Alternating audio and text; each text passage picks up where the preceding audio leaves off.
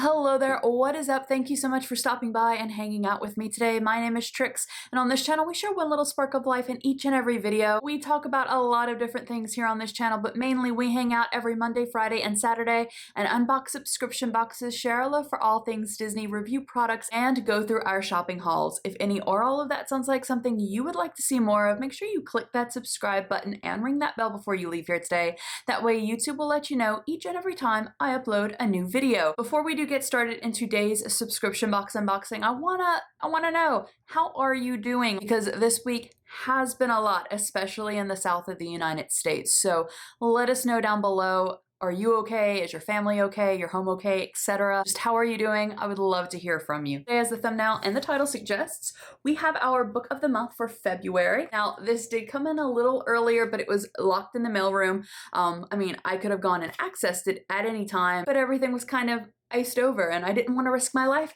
to go get some books. I know, shocking. But this box, it's a big and heavy box. So I have 2 books this month that I will read the synopsis for and show. So if you are new to Book of the Month, it is a monthly book subscription box, and that is all that it is. It is not a bookish themed subscription box. You get 5 book choices. You get to read the first few pages of the book. You get to read a synopsis of the book, as well as some reviews of the book.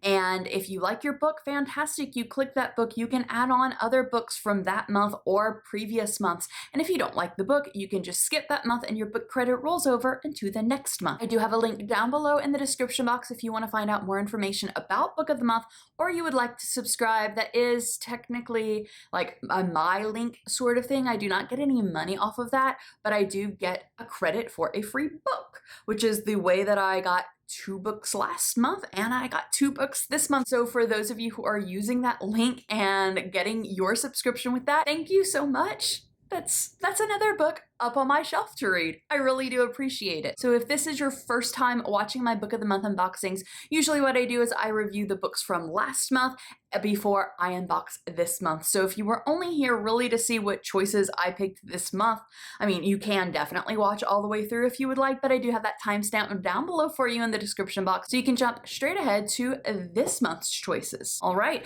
so last month I picked, as my book choice, I picked Outlawed by Anna North, and then I just have the book cover of this one because the book is out on loan. I also added on The Paris Hours from Alex George. So let me give you a quick rundown review. Outlawed looked so good online. Love the cover art. That's not why I chose it, but it looks so good online. The reviews were so good. The first few pages that I read were so good. And in fact, the first chapter was amazing. And unfortunately, that's where the amazing part ended. It went really downhill from there. I really did not enjoy the book at all. I kind of just kept reading to see if A, it would get better, and then B, so I could give you an honest review of it here with this unboxing.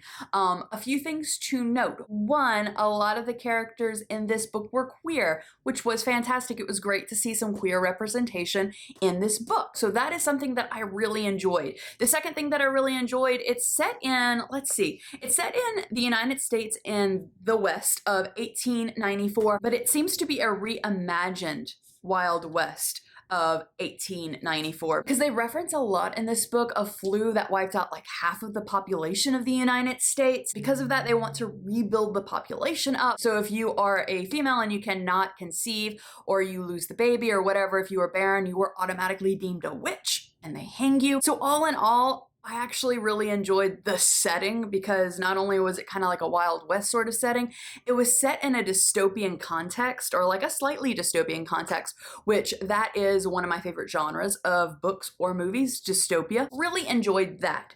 However, the book really didn't go anywhere. Like, there were a lot of flashbacks, but there was not much character development, and that is something that really annoys me whenever I either watch a TV show or a movie or a book. I know that not all the characters are going to be dynamic characters that go through this like life-altering process, but none of them did in this book. You got their backstories. I think I said that, I'm not sure if I did, but you get their backstories, but they're just sort of like there. They do things, and like that's pretty much it. So yes, when I went and I added this into my Goodreads for this year, here, I noticed that a lot of people, at least on there, had a similar feedback than I did, but also said that they had read other Anna North books and absolutely loved them. So I am willing to give this author another shot. Now, my add-on was The Paris Hours, and the reason that I added this on was not only was it set in Paris in the 1920s, but it took place in one 24-hour period, and that worked really, really well with this book.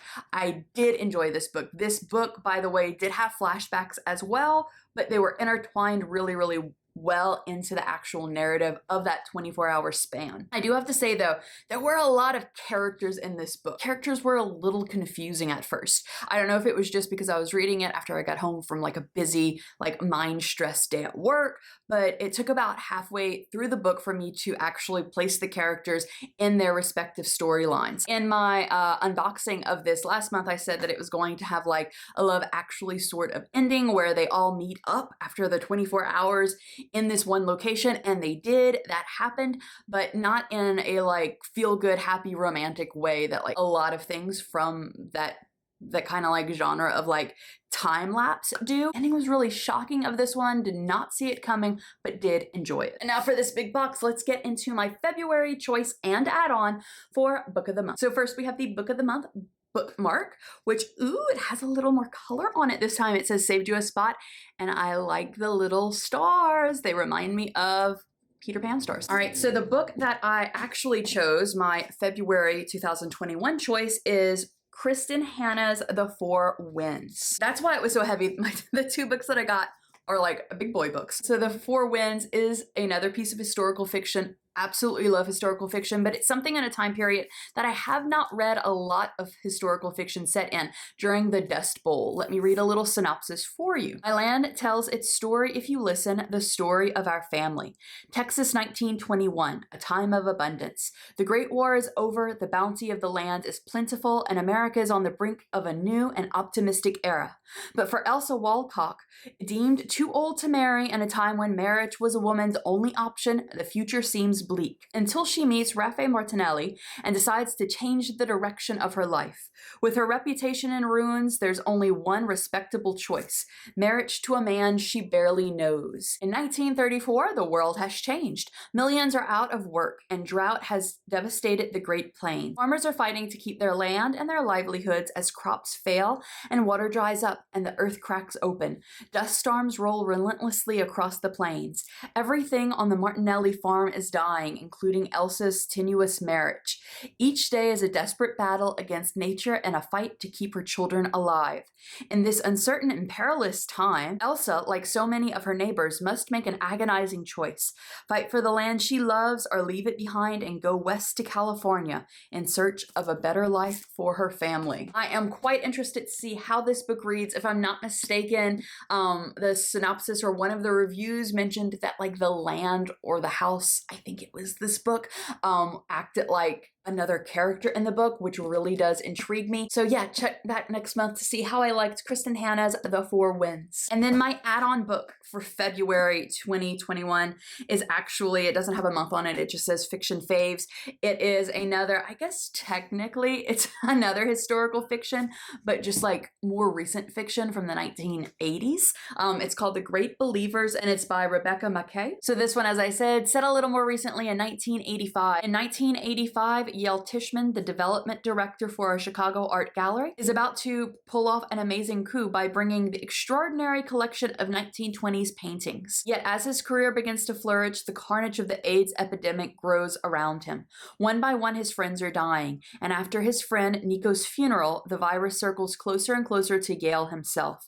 Soon the only person he has left is Fiona, Nico's little sister. 30 years later, Fiona is in Paris tracking down her estranged daughter, who has disappeared into a cult. While staying with an old friend, a famous photographer who documented the Chicago crisis, she finds herself finally grappling with the devastating way AIDS affected her life and her relationship with her daughter. And these two intertwining stories take us through the heartbreak of the 80s and the chaos of the modern world as both Yael and Fiona struggle to find goodness in the midst of a disaster. So both of my choices for this month, both my February choice and my add-on, do seem like they're going to be like quite serious reading, not like a bunch of chuckle of laughs, but that is okay. That is one thing that I love about books. I love books that are just like feel good and happy and just like, yes, quite an escape, but I also like books that are set in historical times that teach us things. So I am definitely looking forward to diving into these two books. Make sure you check back next month to see what I think of these two choices. If you have read either of these books or both of these books, let us know what you thought about them in the comments down below. So that is it for my February Book of the Month unboxing. Thank you so much for spending a little bit of your day with me. I hope that you have a wonderful rest of your day, and I'll see you in another video. Goodbye!